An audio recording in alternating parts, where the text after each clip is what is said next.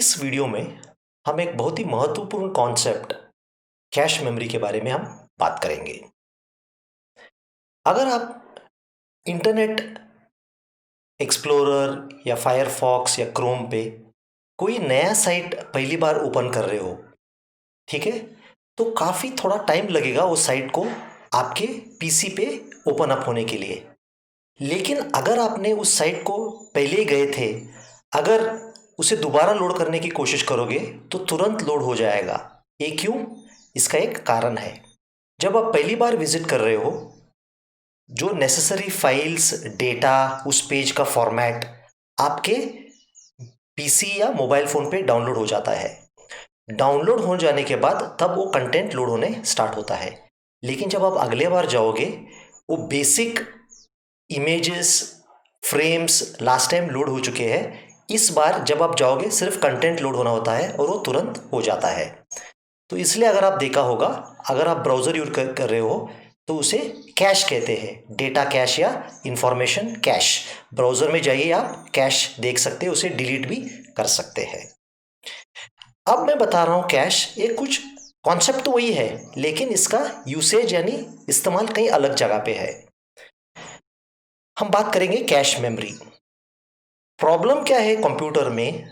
Central processing unit जो है, समझ लीजिए उसका स्पीड है रॉकेट की बराबर, और जो मेन मेमोरी का स्पीड है, समझ लीजिए ज़्यादा से ज़्यादा एक अच्छा राजधानी ट्रेन का बराबर।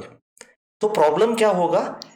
सीपीयू फास्ट होने के कारण काफ़ी टाइम उसे रुकना पड़ता है, क्योंकि जो रैंडम एक्सेस मेमोरी है उसे उस तेज़ी से डेटा या इंस्ट्रक्शंस सीपीयू को सप्लाई नहीं कर पाती है, क्योंकि उसका सीपीयू का स्पीड ज़्यादा है। तो इसके लिए एक सिंपल सा सलूशन डिज़ाइनर ने फ्रेम कर दिया, उसका नाम है कैश मेमोरी। कैश मेमोरी का मतलब क्या है? हम एक रैंडम एक्सेस मेमोरी और सीपीयू के बीच में एक दूसरा मेमोरी डाल देंगे, जो generally it is made out of static random access memory. SRAM DRAM से फास्टर होता है, तो इसका स्पीड लगभग सीपीयू का स्पीड करीब आ जाता है। सीपीयू स्पीड तो मैच नहीं कर पाएगा, फिर भी ये इससे तो बहुत ही फास्ट ये होगा, और इसका स्पीड इससे काफ़ी कम होगा, लेकिन इससे तो अच्छा ही होगा। तो अभी मैं बताता हूँ कैश मेमोरी का वर्किंग क्या है। तो सीपीयू क्या करेगा? पहले जब उसे कुछ इंस्ट्रक्शन और डेटा एग्जीक्यूट करना है, पहले यहाँ ढूंढेगा वो। अगर यहाँ पे है, यहाँ से फेच करेगा और उसे एग्जीक्यूट करेगा। अगर यहाँ पे नहीं मिले, तब वो रैम से यहाँ लोड करेगा और यहाँ से यहाँ पढ़ेगा, ठीक है?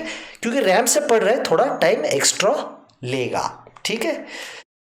तो एडवांटेज ऑफ कैश मेमोरी क्या है? Faster than RAM, but it is expensive, इसलिए इसका साइज कम होता है। It is made up of static RAM.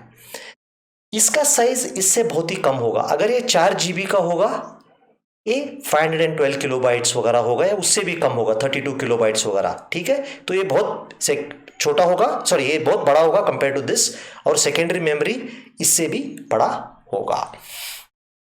तो इनका की कॉन्सेप्ट क्या है? The key concept of cache memory is, जो फ्रीक्वेंटली यूज्ड डेटा और इंस्ट्रक्शन है, यहां रखने के बाद क्या होगा? सीपीयू को फास्टर एक्सेस मिलते हैं। मैं एक छोटा सा एग्जाम्पल लेके आपको समझा दूंगा।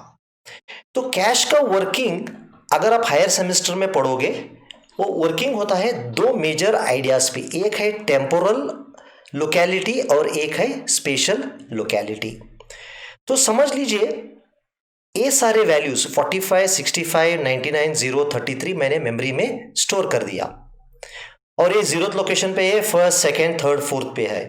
और अभी मैं क्या कर रहा हूं? ये सारे नंबर्स को मैं ऐड कर रहा हूं। एक छोटा सा मैंने ब्लॉक बना दिया, जिसमें sum is equal to sum plus number of I. I क्या शुरुआत में 0 होगा, आई जब 1 बनेगा 65 ऐड होगा, आई जब 2 बनेगा 99 सम को ऐड होगा। इस तरह सम क्या होगा? ये 45, 65, 99, 0 सब ऐड होके इसका रिजल्ट फाइनली प्रिंट होगा। और ये आई जो है, इसे इंडेक्स कहते हैं। हर बार आई का वैल्यू मैं यहाँ चेंज कर रहा हूँ। तो पहली बार जब आई 0 है, 45 सम को ऐड होगा। अगले बार जब आई 1 होगा, सम में ऑलरेडी 45 है, क्योंकि पिछले बार सम वो 0, 0 प्लस 45, 45 है, 45 प्लस 65 ऐड होगा।